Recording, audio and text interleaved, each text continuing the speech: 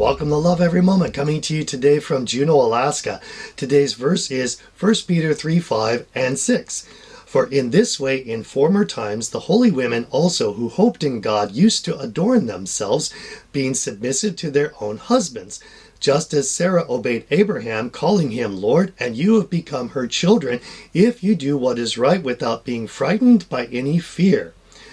Now, it starts with for in this way. In what way? Well, in the way it was described in the last week's verses, and I have the link up here, that talked about clothing, that it should not draw attention to ourselves. We shouldn't draw attention to ourselves through our clothing in one way or another. We should wear simple, regular clothing. Not that we should look ugly on purpose, but just clothing that's not going to draw attention to ourselves, so that people look past our clothing and to the hidden part of us, the part that shows what God is doing in our lives, the fruit that's coming out through us.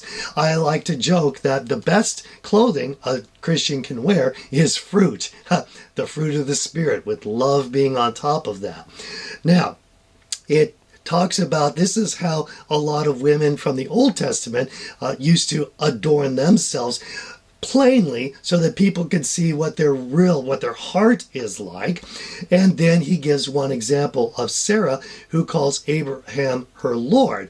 Now, that only happened in one time written in Scripture. I'm sure she probably called him Abraham, or maybe darling, or something to that effect. But the point being, she recognized that he was set up as the head of the family, and she submitted herself, and that's what's being presented as the right idea. Now, it's also true that Abraham submitted to her. There was a time when Sarah asked that Hagar be removed from the family, and he submitted to her desires. So it is a two-way street. And let's look at another cross-reference to get this idea. That's Ephesians 5, let's start with 21, which says, be subject to one another in the fear of Christ. To one another. And then it starts with, wives, be subject to your own husbands as to the Lord. It is a two-way street. Husbands and wives should love each other. Husbands and wives should submit to each other. Just because husbands might be named the head of the household doesn't mean the woman is any less valuable or any less position. Now, back to our main verse. I'm going to draw out one other example from the Old Testament. One of my favorites is Hadassah, who was Esther.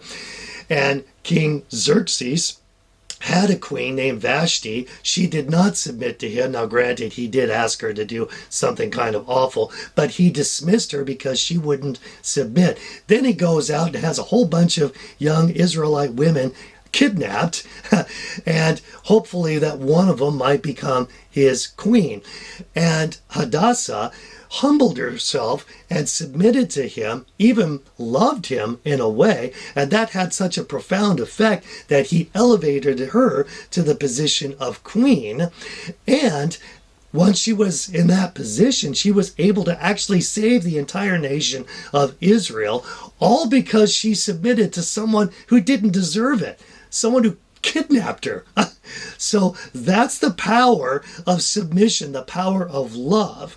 And the end of this says, and you have become her children, Sarah's children. In other words, like the women of the Old Testament who did the right thing, if you do what is right without being frightened by any fear.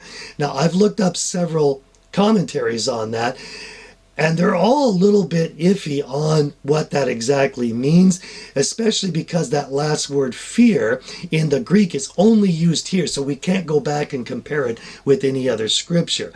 Where I'm going with this is, if we are loving God more than anyone else or anything else, submission is going to happen as a natural result of that. And then we don't have to live in fear that we're outside of God's will. We're right in the pocket, right where He wants us to be. So let's choose to love every moment, because then we're going to love every moment. I'm your average wretch, and I hope you have a great week.